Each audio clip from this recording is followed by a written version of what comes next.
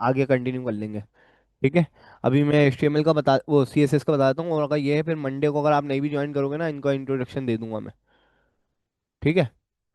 अच्छा भाई, आपने HTML, आपको इतनी समझ आ गई कि बेसिकली स्ट्रक्चर है, पूरा का पूरा स्ट्रक्चर हम बना रहे होते हैं, ऐसे ही है। अब हम CSS पर आ जाते हैं। यहाँ पे मैं अपने एक फोल्डर क्रिएट कर लेता हूँ, या तो ऑनलाइन के नाम से कर लेता हूँ।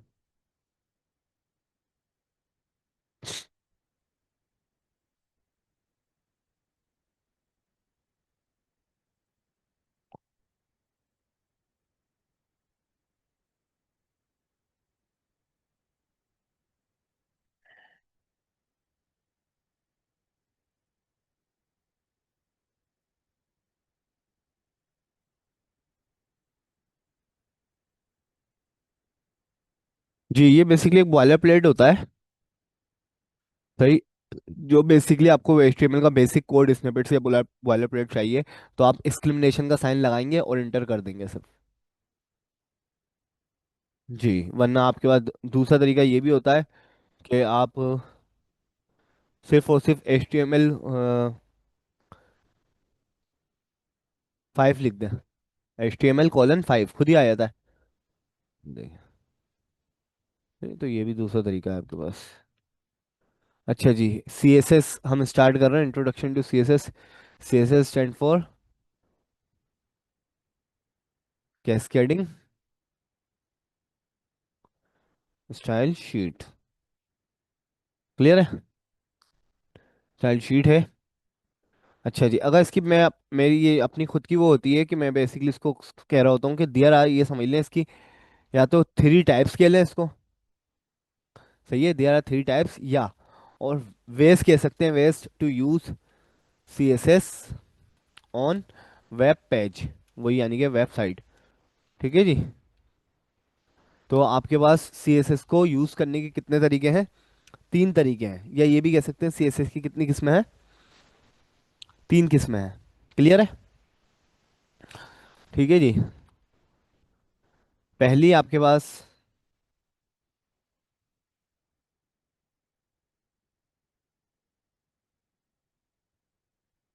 इनकी दूसरी थी आपके साथ जो थी। जी, जब भी मैंने आपको किया था। जी, BSCS कर रहा है। वो अभी बिगिनर है एक तरीके से। HTML वगैरह का तो पता था उन्हें, सारी चीज़ों का। जी, ये सारी चीज़ों का पता है। ठीक है जी, ये आपके पास आ गई इनलाइन CSS, इंटरनल CSS और एक्सटर्नल CSS।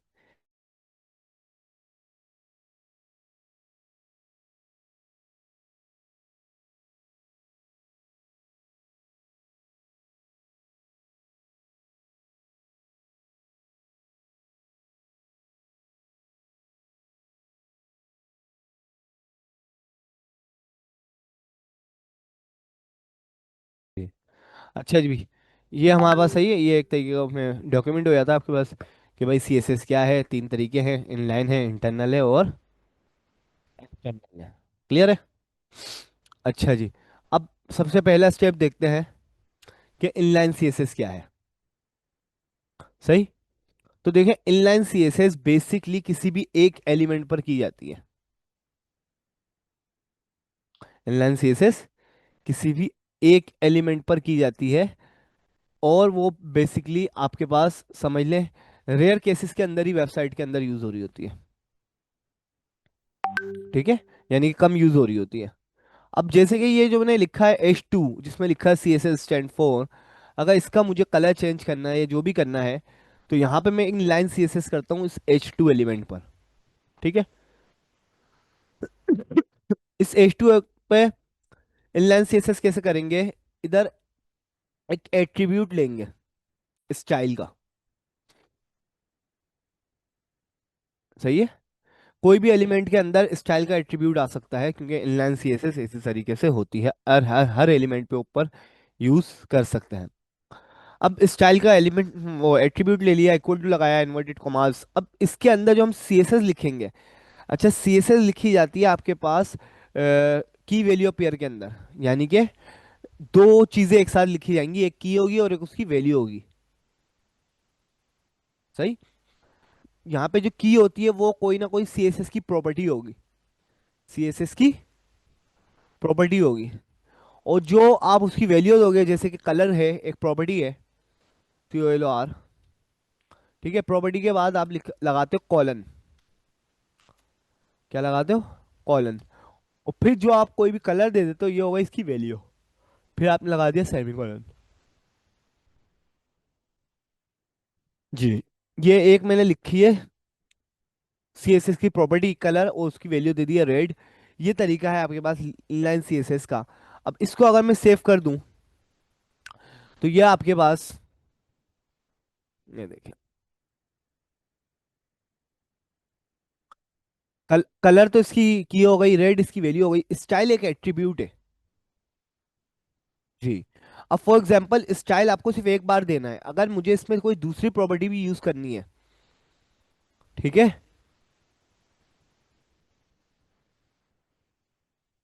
जी। ये, जी जी जी, किसी भी टैग के साथ अगर आप डायरेक्ट लगा रहे हैं तो ये आपके पास इनलाइन सीएसएस कहलाएगी। सही है। अच्छा, अब यहाँ पर देखें, स्टाइल आपने एक बार लिखा है, अगर इसके अंदर आप मल्टीपल प्रॉपर्टीज यूज करना चाहें तो इन्वर्टेड कॉमास में मल्टीपल प्रॉपर्टीज यूज हो सकती हैं। सही है? जी। अब फॉर एग्जांपल यहाँ पर हमारे पास सेमी कॉलन लगा दिया मैंने वैल्यू के बाद, फिर मैंने एक और property they the background colour. ठीक है, कॉलन और एक और वैल्यू दे दी एक्वा। ठीक है।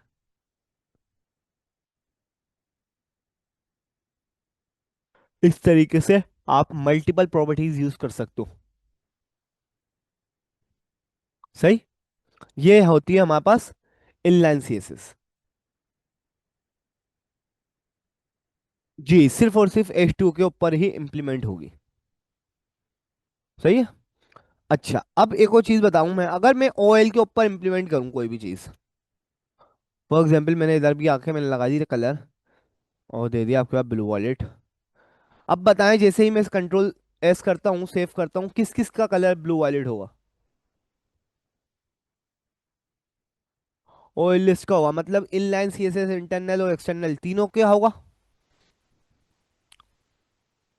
जी, एग्जैक्टली exactly। अच्छा, अक्सर स्टूडेंट्स का वो होता है कि भाई इनलाइन में जब हम कहते हैं किसी एक टैग पर होगा, तो वो समझते हैं कि एक टैग से मुराद सिर्फ किसी एक ही एलिमेंट पर होगा, किसी उस पर होगा। अब देखें, ये हो तो एक ही एलिमेंट पर रहा है, OL पे हो रहा है।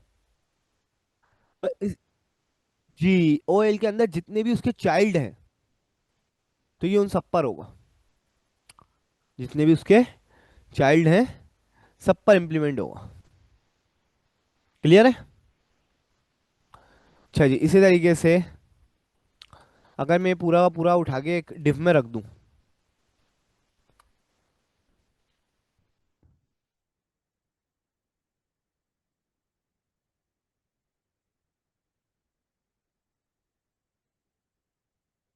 ये मैंने डिव लिया, इसके अंदर रख दिया स्टाइल में कलर। अब बताएं किस किस का होगा? ग्रीन कलर कौन कौन से टेक्स्ट का होगा?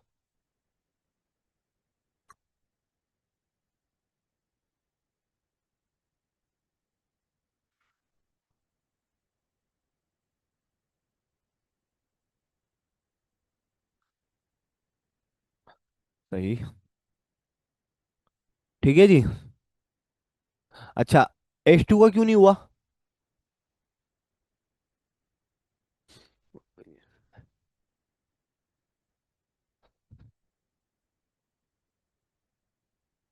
जी देखिए, प्रायोरिटी मैटर कर गई, बेसिकली इसके पेरेंट का कलर था ग्रीन, बट इसका अपना खुद का कलर रेड दिया हुआ था।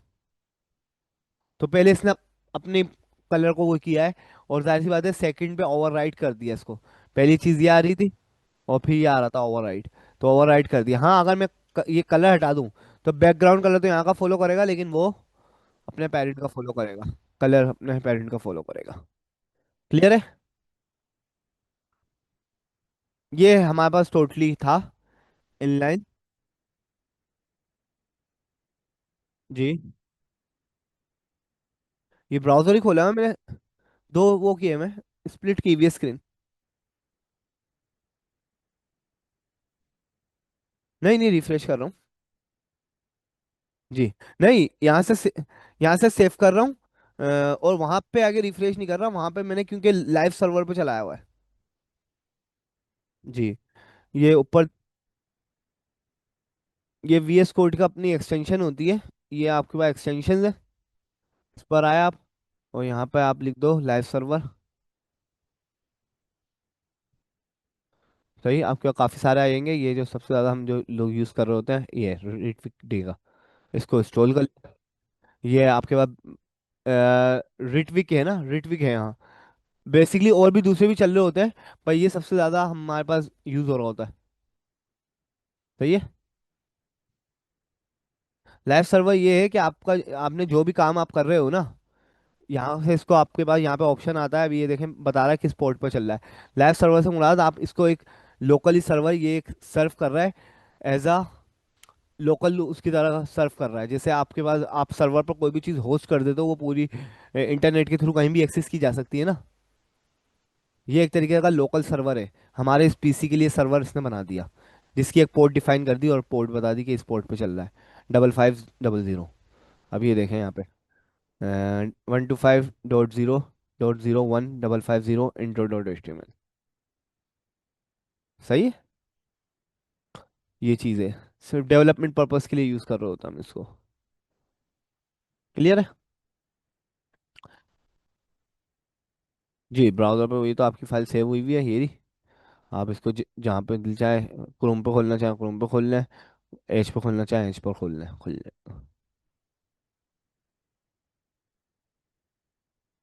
जी, इसमें अब ये देखें, यहाँ पे लोकेशन देखें क्या आ रही है, सी सर खान CSS ऑनलाइन।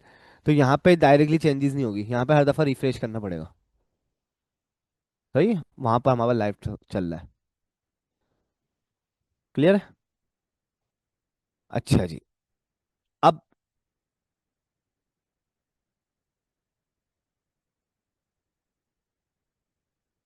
यानी कि खुद से आप रिफ्रेश कराना चाह रहे हो। वो उसमें जावास्क्रिप्ट में होती है, PHP में नहीं, उसमें नहीं, HTML में नहीं। जी। होता नहीं, टाइमर लगा के आप कर सकते हो, वरना हम अक्सर ये कर रहे होते हैं ना, कोई ऑपरेशन परफॉर्म कराया, उस ऑपरेशन परफॉर्म कराने के बाद हमें पेज को रिफ्रेश कराना था, तो हमने लगा दिया। हाँ तो हाँ तो वो हो सकता है। जी। सही है ये। अच्छा जी, दूसरी चीज हमारे पास है इंटरनल CSS। सही है।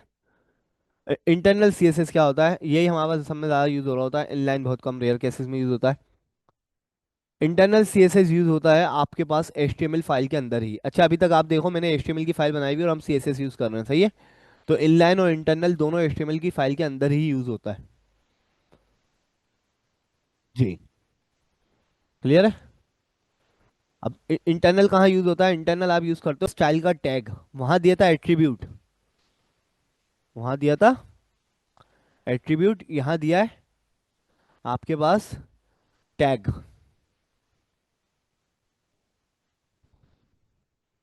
जी। जी। जी। स्टाइल का टैग खोलेंगे पहले। सही है। और फिर उसके अंदर स्टाइलिंग करेंगे। ठीक है। अच्छा, अब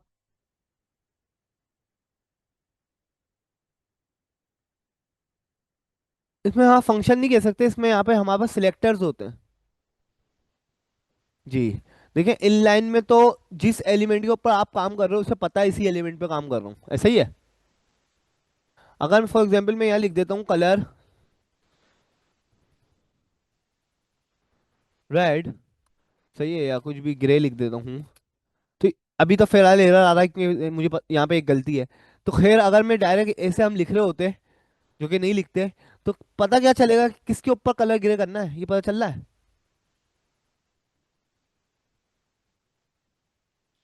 जी, सिलेक्टर लगते हैं। सिलेक्टर क्या होता है, सिलेक्टर हमारा टॉपिक होगा, नेक्स्ट टॉपिक होगा, सारे सिलेक्टर्स देखेंगे। अभी हम समझ लें बाय नेम वाला। फॉर एग्जांपल मैंने लिखा LI, क्या लिखा? ये है नेम सिलेक्टर, नेम से लिख रहा हूँ ना।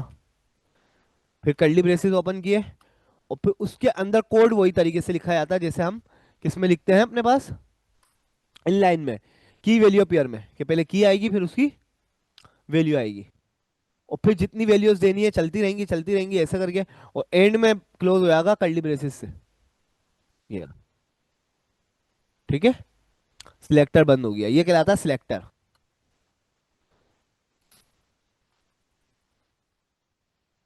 जी, लिस्ट आइटम, ये बाय नेम सिलेक्टर एक तरीके से जितने भी HTML के नेम होते हैं ना, वो एक्सेस कर सकते हैं हम। तो LI दिया है मैंने, LI से मुराद कि LI के जितने भी एलिमेंट है सबको सिलेक्ट कर लो, और सबका कलर क्या कर दो, ग्रे, ग्रीन, कुछ भी, कोई सा, जितने भी HTML के एलिमेंट्स हैं। सही है। जी, हमारा लाइन के अपने HTML के जितने भी एलिमेंट्स हैं ना, सारे दे सकते हैं। अच्छा जी, ये था आपके पास इनलाइन इंटरनल सिलेक्टर, ओ सॉरी, इंटरनल CSS। क्लियर है? जी, जहाँ पे इन जी जी, जहाँ पे जो फाइल है ना, जैसे कि मेरे पास home.html है या index.html है, उसके अंदर जो काम करना है, अगर इंटरनल और इनलाइन यूज करना चाह रहा हूँ तो वो उसी फाइल के अंदर होगा। जी, ठीक है। अच्छा, अब एक चीज याद रखिएगा, एक्सटर्नल क्या है। देखिए, सेम टू सेम, कोड में कोई फर्क नहीं होता, इन दोनों के तो कोड में फर्क है ना, यहाँ एट्रीब्यूट यूज होता है, यहाँ सिलेक्टर यूज होते हैं, टैग यूज होता है। वहां पर एक्सटर्नल में जो इंटरनल का कोड होता है ना, सेम वैसे ही यूज होगा। अभी देखें, मैंने ये कॉपी कर लिया और यहाँ पे कर देता हूँ कमेंट, वापसी ब्लैक हो गया। अब हम एक्सटर्नल CSS देखते हैं, एक्सटर्नल CSS क्या है। एक्सटर्नल से मुराद एक फाइल बनेगी अलग से, सिर्फ और सिर्फ CSS की। जी, आप फाइल का नाम कुछ भी दे सकते हैं जो आपने देना हो। ठीक है, फॉर एग्जाम्पल मैंने दे दिया क्लास 1, आप कुछ भी दे सकते हो। डॉट एक्सटेंशन क्या आएगी, CSS। सही है, ये मैंने फाइल बनाई। अच्छा, इसके अंदर स्टाइल का टैग भी नहीं लगेगा, स्टाइल का टैग भी, क्योंकि टैग HTML की चीज है। ठीक है, यहाँ पे डायरेक्ट स्टाइलिंग होती है बस।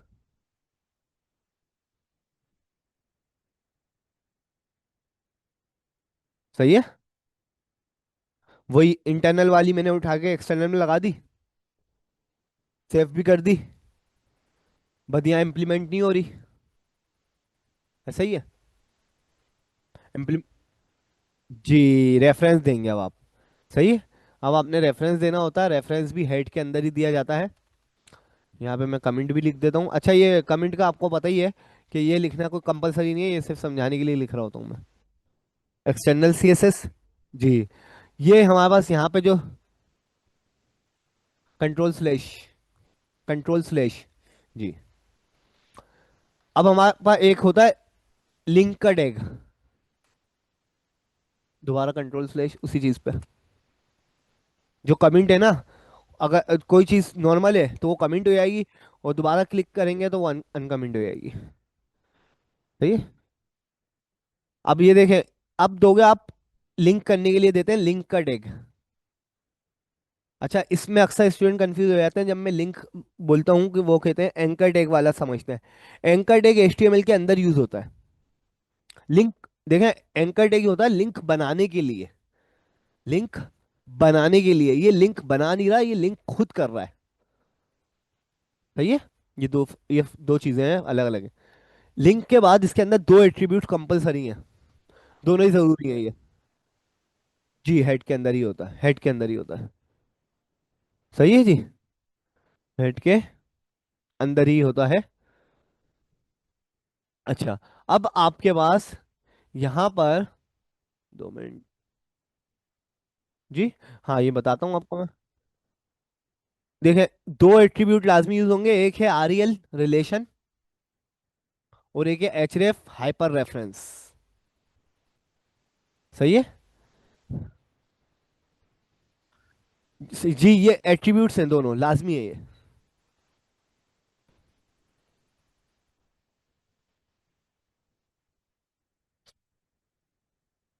नहीं, डायरेक्ट नहीं करेगा। ठीक है। एच रेफ के अंदर आप देते हो एड्रेस। एड्रेस क्या, अब जब सेम फाइल में है तो आप फाइल का नाम दे दोगे, डॉट सी एस एस।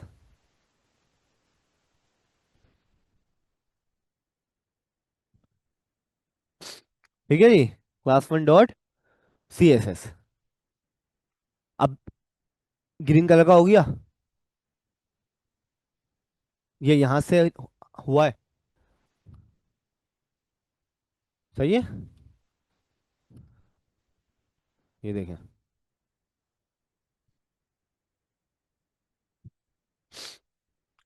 अब इधर से मैं एक एट्रीब्यूट हटा देता हूँ, रिलेशन हटा दिया मैंने। ये देखें। तो ये काम नहीं करेगा, क्योंकि आपको बताना होता है ये लिंक है किस चीज का। तो वो बताता है रिलेशन, कि भाई ये लिंक है स्टाइल शीट का। नहीं, अक्सर ये स्टाइल शीट ही लग रही होती है। बाकी आपके पास बने बनाए जो सीडीएन लिंक होते हैं, फॉन्ट ओसम वगैरह, वो बने बनाए मिल रहे होते हैं, वो लगा रहे होते हैं हम।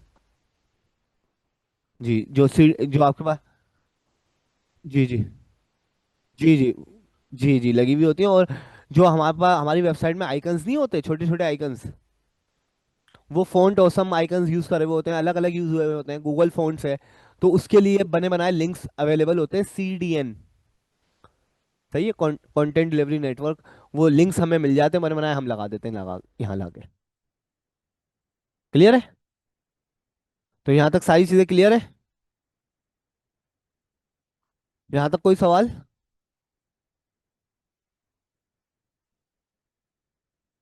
ये हमारी आज हमने देख लिया कि हमारा पास बेसिकली इंट्रोडक्शन टू सीएसएस है, जिसमें सिंपल सी बात ये है, तीन तरीके कह सकते हैं, तीन किस्में कह सकते हैं सीएसएस की हैं वेब पेज पर सीएसएस यूज करने की। एक इनलाइन है, एक इंटरनल है और एक्सटर्नल है। तीनों तरीके हमने देख लिए। इनलाइन एलिमेंट के ऊपर ही यूज होता है, स्टाइल के एट्रीब्यूट से मल्टीपल प्रॉपर्टीज यूज हो सकती हैं। बट हम इसको क्यों यूज नहीं कर रहे होते ज्यादातर, क्योंकि देखें आप जब रियल वेबसाइट पे काम कर रहे हो, आपके पास एक दो प्रॉपर्टी तो होती नहीं है। सही है, एक दो प्रॉपर्टी तो है नहीं, मल्टीपल प्रॉपर्टीज है। तो HTML और CSS मिक्सअप हो जाता है काफी। ठीक है जी। तो इसीलिए हम ज्यादा या तो थोड़ा बहुत अगर कोड है तो इंटरनल यूज कर रहे होते हैं, वरना बेस्ट एक्सटर्नल यूज कर रहे होते हैं। ठीक है जी।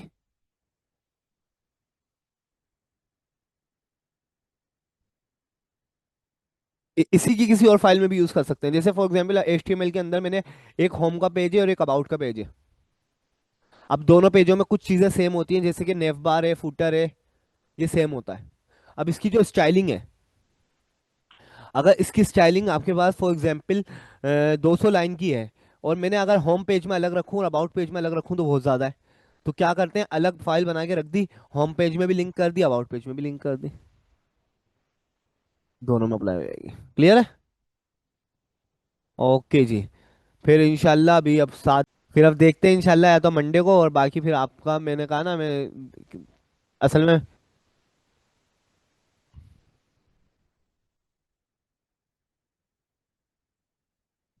हाँ, वो तो सही है, लेकिन अपना काशिफ सारी जगह देखना है ना। मुझे अपना भी देखना है, दूसरे स्टूडेंट्स का भी देखना है, ये चीज़ें हैं ना। हाँ, हाँ। जी जी। सही सही। सही। सही। हम्म। चले, इंशाल्लाह देखते हैं, कोई मसला नहीं है, मेरी तो यही कोशिश होगी कि दोनों को साथ लेके चलूं। सही है। हाँ हाँ, फिर मैं। जी, और मैं फिर यही वो रखूंगा अभी जब आप दोनों होंगे ना, कि भाई पहले मैं लेक्चर स्टार्ट कर रहा हूँ, पूरा लेक्चर कंप्लीट हो जाए, फिर आप दोनों अपने अपने बारी बारी सवाल कर लो। है ना। नहीं नहीं, आप नहीं, जाहिर सी बात है, जब क्लास हो रही होती है, मैंने भी ऑनलाइन क्लास ली है। अक्सर होता है बंदा जैसे ही कोई सवाल आता है ना जहन में, बंदा फौरन ही पूछता है। ये एक नेचुरल वो है, क्योंकि जाहिर सी बात है हम कोई वीडियो तो देख नहीं रहे यूट्यूब पे, ऑनलाइन क्लास है। जी जी जी। तो यही है, मैं बारी बारी दोनों पूछ लें तो वो इजी हो जाएगा। हाँ नहीं, तो ये यही है, हमें तो अपनी दोनों हर तरीके से वो देखना होता है, टाइमिंग स्लॉट्स हैं, सारी चीज़ें हैं। ठीक है जी काशिफ। ओके जी, अल्लाह हाफिज। Yes sir.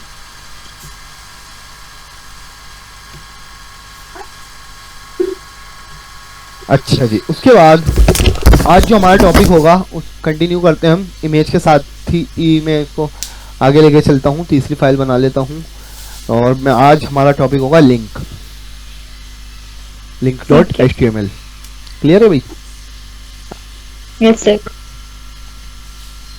मैंने फाइल बना ली है, मैं लिंक्स बना लेता हूँ।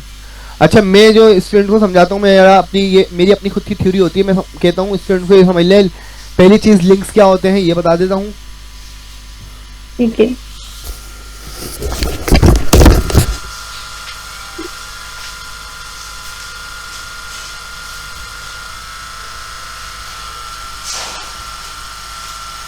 देखिए भाई, ये जो आपके पास courses, online training, workshop, corporate training, ये ऊपर कैरियर्स, रजिस्टर ऑनलाइन, ये सब आ रहे हैं ना, ये लिंक्स हैं। क्या है? यस सर, लिंक्स हैं। जैसे ये व्हाट्सएप का आइकन आ रहा है, जैसे मैं इस पर क्लिक करूंगा मैं व्हाट्सएप के पेज पे चले जाऊंगा। जी, ये भी लिंक है। ये भी लिंक है, ठीक। इस तरीके मैं इसी पे अपने वेबसाइट से होते हुए रजिस्टर ऑनलाइन पे करूंगा तो मैं फॉर्म पे आएगा। ठीक है। हेलो, अस्सलाम वालेकुम सर। वालेकुम अस्सलाम। हाँ जी। अच्छा जी, आज का जो हमारा टॉपिक है लिंक।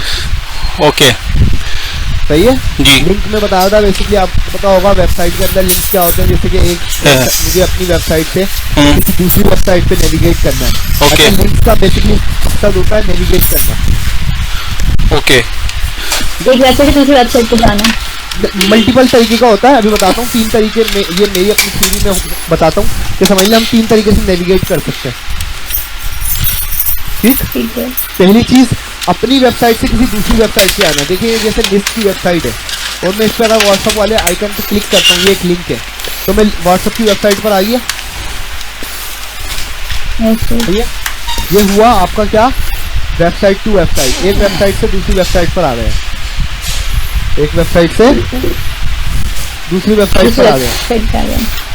इसी तरीके से यहाँ पर जो आपके पास लिंक है वेबसाइट के, जो खुद के लिंक है, जैसे कि अगर मैं ऑनलाइन ट्रेनिंग पे क्लिक करता हूँ तो यहाँ ऑनलाइन का पेज खुल जाएगा। अभी हमारे पास इसमें वो लोड नहीं है, किसी और पे क्लिक करता हूँ वो चीज़ें खुल जाएंगी। तो ये बेसिकली हो क्या रहा है जी, एक पेज से दूसरे पेज पे आ रहा हूँ, वेबसाइट वही है। सर राउटिंग इसे कहते हैं सर? जी, राउटिंग यही कहलाती है आपकी। सर इसमें हम एंगुलर भी करेंगे क्या वेबसाइट के कोर्स में? नहीं, ये हमारी पुरानी कोर्स आउटलाइन बनी हुई है। जो हमारी कोर्स आउटलाइन है उसके अंदर एंगुलर है। मैंने अभी मुझको कहा है, वो मेरे को आप वाली बात भी याद थी, हमने कल ही डिस्कस किया है कि हम इधर एंगुलर को साइड करके ना हमने एडवांस के अंदर ही लारावेल ऐड कर दी। हाँ सर, जो लेटेस्ट चीजें हैं ताकि हम वो लर्न करें ना। हाँ, ये कोर पीएचपी के साथ साथ जाहिर बात है मार्केट में भी लारावेल चल रही है, तो हम बिल्कुल बिल्कुल सर। एंगुलर सर पुरानी हो गई अब? नहीं, पुरानी नहीं हुई। असल में बेसिकली मुझे यहाँ पर इसका जोर समझ में नहीं आया कि एंगुलर किस हवाले से रखी हुई थी। ये फ्रेमवर्क है क्या एंगुलर जो है सर? जी जी जी, जावास्क्रिप्ट का फ्रेमवर्क है। ओके सही। तो यहाँ पर इसका बेसिकली वैसे तो एंगुलर चलता है, लेकिन कम हो गया रिएक्ट जब से आई है। रिएक्ट कंपेरिजन कम हो गया, बट चलती है। बट इसके साथ मैं समझता हूँ एंगुलर के साथ पूरा मीन स्टेप होना चाहिए। फिर या तो डेटाबेस आप मोंगोडीबी पढ़ो और फिर पीएचपी नहीं आप नोड.जेएस पढ़ो, ये है। सर एंगुलर में वैसे होता क्या काम है? ये कैलकुलेशन वर्क वगैरह होता है जैसे आप कल बता रहे थे कि? हाँ वही होता है, लेकिन फ्रंट एंड बनता है। अब जो हमारे पास, जैसे मैं रिएक्ट का मैंने आपको डिफाइन किया था जी, तो रिएक्ट जो काम करता है ना, पूरा पेज लोड नहीं करता। आपने कहा था कि हाँ सही है, सही है, कंपोनेंट बेस। रिएक्ट से पहले एंगुलर से होता था। ओके ओके, सही है, सही है। ये जो मैं आपको बता रहा हूँ मीन स्टेट, जैसे माइन स्टेट बताया था, माइन स्टेट में से आर हटा दें, ए लगा दें, मीन स्टेट डेवलपर कहलाता है। इसका क्या मतलब होता है सर मीन स्टेट का?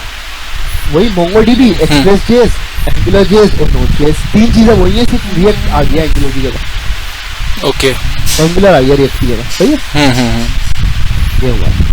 अच्छा जी, ये आपका राउटिंग ही है। रिएक्ट के अंदर राउटिंग ही कहते हैं, एंगुलर में भी राउटिंग कहते हैं। यहाँ पे हम नेविगेट कर रहे होते हैं, लिंक बना रहे होते हैं, ठीक है, राउट कर रहे हो आप। सही है। अच्छा जी, ये हमारा दूसरा तरीका हो गया पेज टू पेज। अच्छा, यहाँ शायद वेबसाइट में यूज हुआ होगा, बहुत सी वेबसाइट में आपने देखा होगा जब आप नीचे स्क्रॉल करते हुए आओ फिर नीचे बटन बने हुआ होता है डायरेक्ट टॉप पर जाने का, यस सर। सही है। वो एक तरीके से क्या नेविगेट होता है, सेम ही पेज होता है, बस समझ लें सेक्शन टू सेक्शन नेविगेट कर रहे होते हैं, सेक्शन टू सेक्शन नेविगेट कर रहे हो। अच्छा बहुत सी वेबसाइट ऐसी भी होती है बिल्कुल एक ही पेज पर सारा कंटेंट होता है, एक ही पेज पर सारा कंटेंट होता है, लेकिन नेव बार तो वेबसाइट के स्ट्रक्चर में डिफाइन होती है, वेबसाइट उन्होंने नेव बार तो बनाई हुई होती है, नेव बार तो बनाई भी होती है, बनाई हुई है। अब फॉर एग्जाम्पल कॉन्टेक्ट का सेक्शन तो बिल्कुल एंड में है या बीच में है, कहीं पर भी है, ठीक है।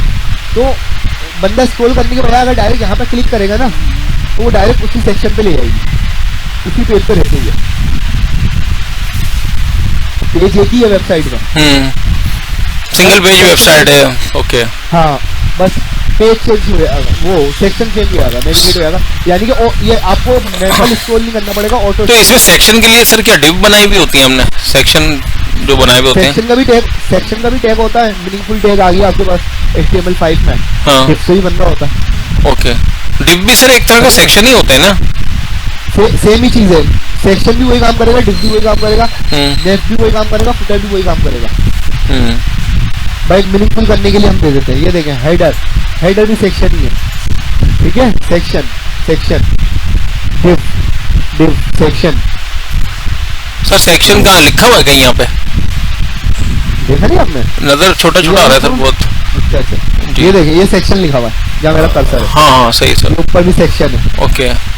ये हेडर है, हेडर का इसका काम एक ही है भाई, मीनिंगफुल करने के लिए हम यूज कर लेते हैं कि हेडर दे दिया, नेव दे दिया, देखिए फुटर, इसका काम भी वही है सेक्शन वाला। सही है, सेक्शन से भी हो जाएगा, डिव से भी हो जाएगा, फुटर से भी हो जाएगा, नेव से भी हो जाएगा, हेडर से भी हो जाएगा। अच्छा सर पहले जमाने में हम जब वेबसाइट बनती थी शुरू में तो स्लाइसिंग की जाती थी ना सेक्शन को, एडोब फोटोशॉप पे भी बनती है ना वेबसाइट तो? जी जी, वो डिजाइन बनता था ना बेसिकली। जी भाई यूज होती थी। अच्छा जी, तो ये हमारा ये यहाँ तक चीज हो गई। अच्छा अब हम तीनों नेविगेट देखते हैं, तीनों तरीके से नेविगेट किस तरीके से किया जाता है। अच्छा सबसे पहले देखिए ये बनता लिंक है, लेकिन ये एंकर टेक्स्ट से बनता है, किससे बनता है? Anchor text. Anchor text. अब एंकर की स्पेलिंग में सबसे पहला जो वर्ड है वो है ए, सही है, ए, तो ए के टेक्स्ट से बनता है ये, क्लियर है?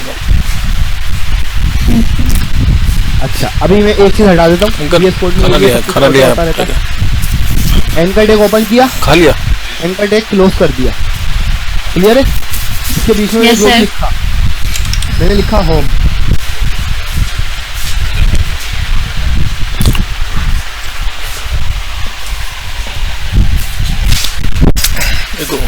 ब्लैक कलर का होम लिखा हुआ है, ये अभी लिंक नहीं बना है, ये अभी लिंक नहीं बना, नहीं बना। क्यों? लिंक की कुछ निशानियां हैं, जैसे कि एक तो HTML के अंदर हर चीज का बाय डिफॉल्ट कलर ब्लैक आता है, ठीक है, बट लिंक का कलर ब्लू और पर्पल आता है। जी सही है। दूसरी चीज ये बाय डिफॉल्ट अंडरलाइन हुआ होता है, बाय डिफॉल्ट अंडरलाइन हुआ होता है। तीसरी चीज ये है जब आप इसके ऊपर कर्सर लाते हैं तो आपके पास फिंगर बनी भी आएगी, ये देखो, ये लोगो भी एक लिंक बना हुआ है, इसलिए आ रही है फिंगर, ठीक है। Yes sir. अगर टेक्स्ट पे आते हैं तो आई बना हुआ आता है, ठीक है। Yes sir. तो अभी जो आपने बनाया, हमने बनाया,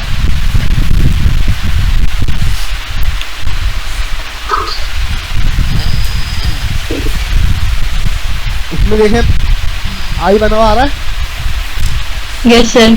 टेक्स्ट का लिंक है, ये टेक्स्ट है, ये लिंक नहीं बना। क्यों नहीं बना भाई? हमने तो एंकर टैग में रखा है, एंकर टैग में रखने के साथ साथ इसमें एक एट्रीब्यूट कंपलसरी है, href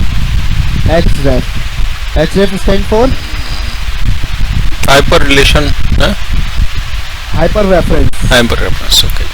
सही है कि हम हाइपर रेफरेंस दे रहे होते हैं कि भाई आपके पास जो चीज ये जो लिखा हुआ है कंटेंट, इसका रेफरेंस क्या है, कहाँ जाना है, मतलब नेविगेट कहाँ करना है। ये देखें जैसे ही मैंने ये किया है आपके पास पर्पल कलर का आ गया है और अंडरलाइन हुआ हुआ साथ में, क्लियर है? अब इसके ऊपर मैं कर्सर लाता हूँ तो देखिएगा बन गई फिंगर,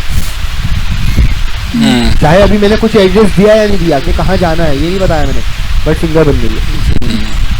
साइट पर आता हूँ, निफ्टी वेबसाइट से लिंक उठा लेता हूँ, उसका एड्रेस उठा लेता हूँ, यहाँ से इसे क्लोज करके ये यहाँ पे रख देता हूँ। क्लियर है?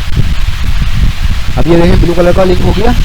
अब अगर मैं इस पर क्लिक करूँ तो मैं कहाँ नेविगेट कर जाऊंगा? निफ्टी की नेक्स्ट वेबसाइट। वेबसाइट पे। निफ्टी वेबसाइट पर। क्लियर?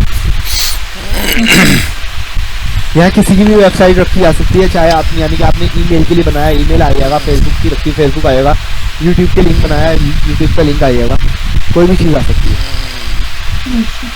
ठीक है? ये आपने कौन सा नेविगेट किया है इस तरीके से, वेब टू वेब। इस कंटेंट से कोई फर्क नहीं पड़ता, कंटेंट कुछ भी हो। अभी जैसे होम लिखा होता मैंने वेब टू वेब लिख दिया, इससे कोई फर्क नहीं पड़ता। मेन चीज क्या है, नेविगेट कहाँ करेगा? इस एड्रेस पर। एड्रेस। क्लियर है? Yes sir. ये देखिए दोबारा मैं करके दिखा देता हूँ। सही है? ये आपके पास एक तरीके का लिंक हो गया। दूसरा मैंने एक बनाया for example page to page. सही है? पेज टू पेज बना दिया।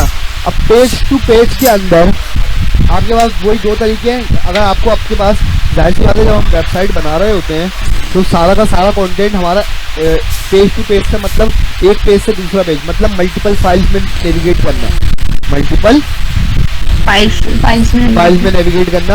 अब मेरे पास एक फाइल है लिंक, दूसरी फाइल है इमेज। सही है? सेम फोल्डर में सेम।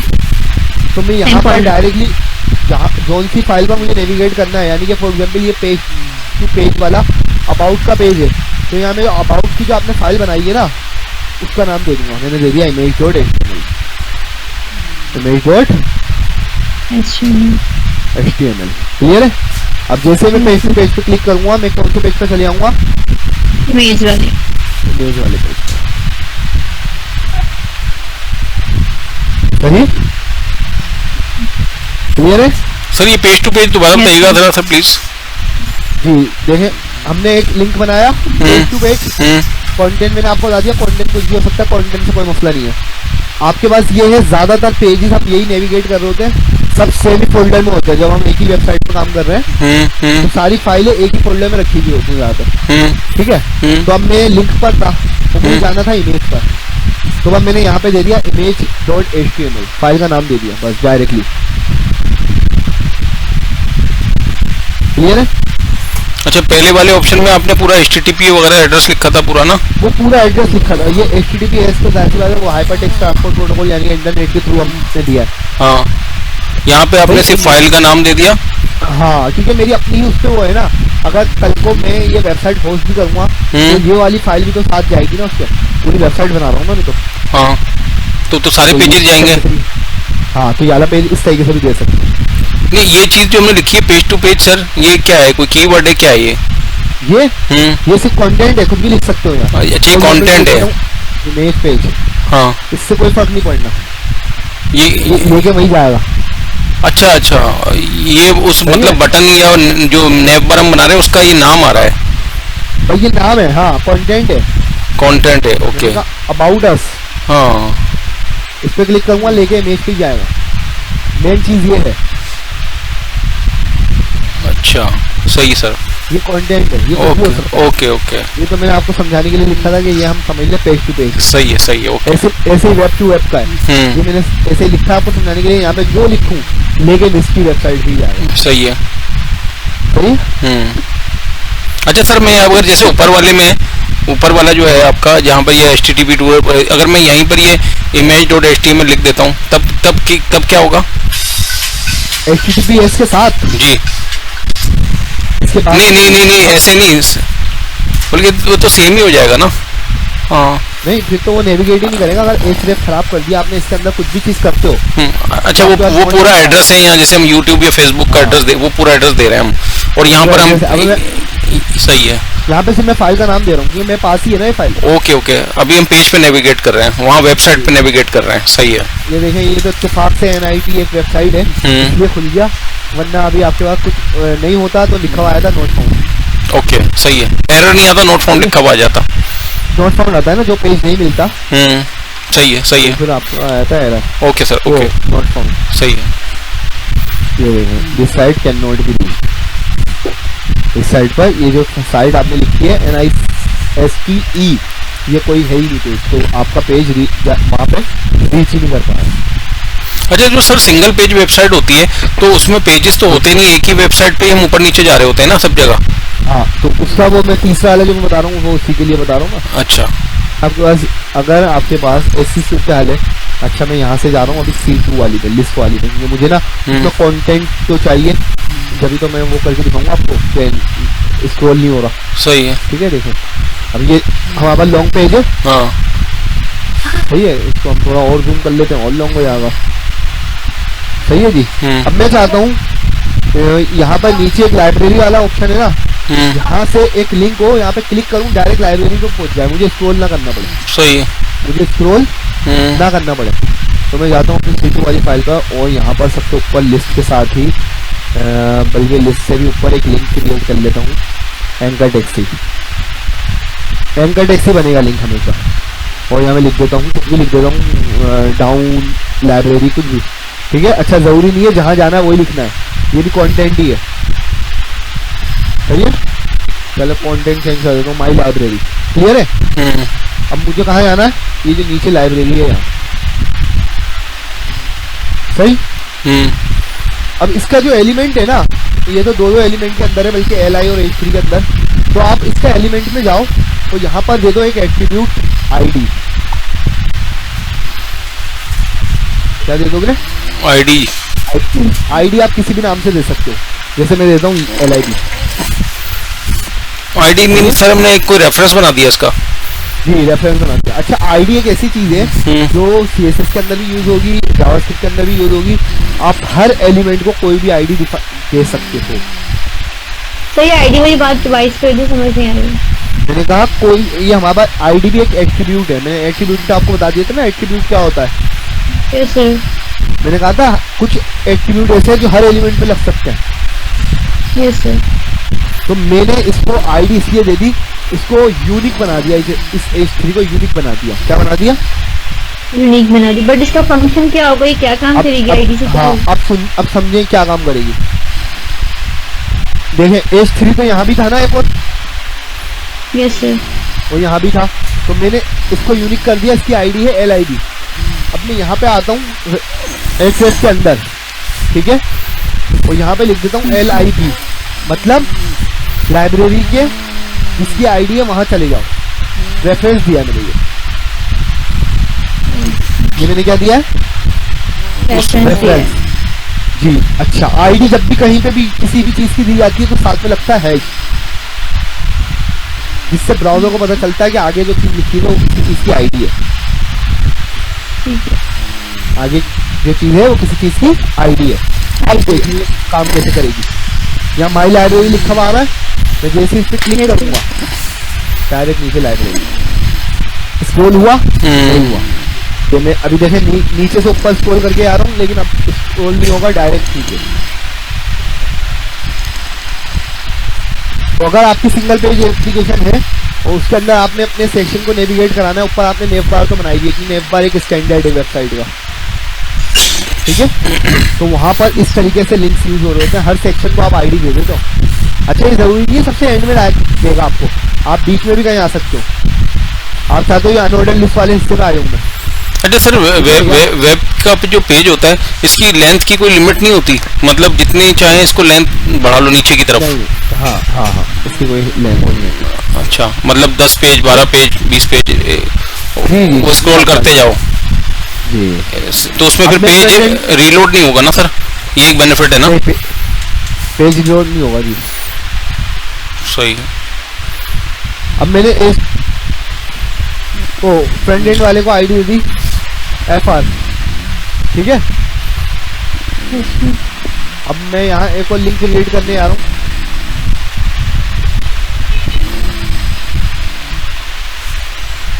वो मैंने दे दिया FR, सही है। यहाँ आप भले कुछ भी लिखो, फ्रंट एंड लिख दो, कुछ भी लिख दो।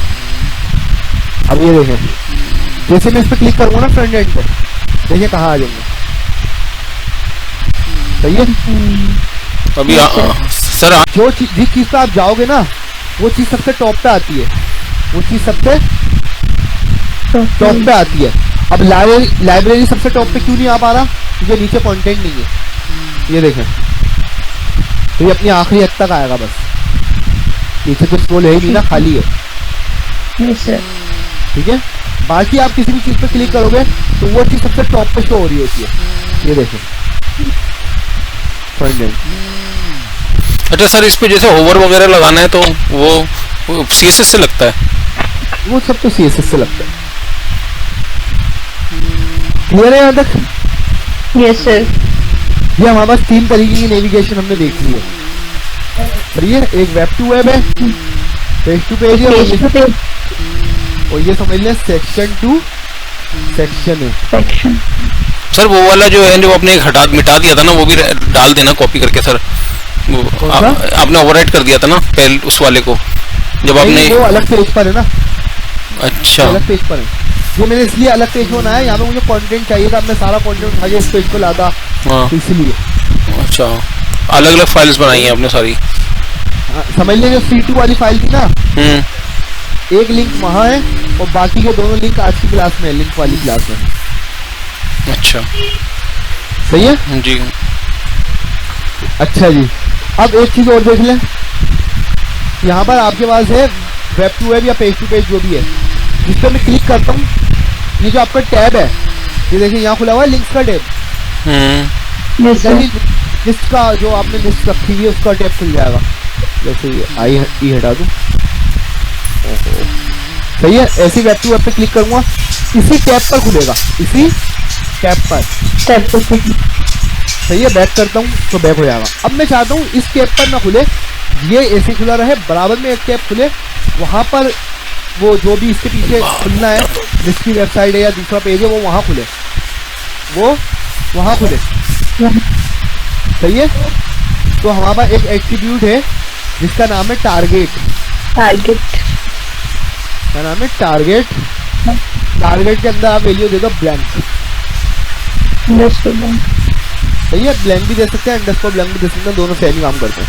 अब ये देखें, जैसे ही वेब टू वेब पे क्लिक करूंगा, ये लिंक्स वाला टैब यहीं खुला रहेगा, हम बराबर वाले टैब पे चले जाएंगे, वहां पे लिस्ट की वेबसाइट खुलेगी। देखा? अगर ये क्लोज करता हूँ, ये देखेंगे हम यहीं पर, ये खुला हुआ ये आया समझ में? Yes sir.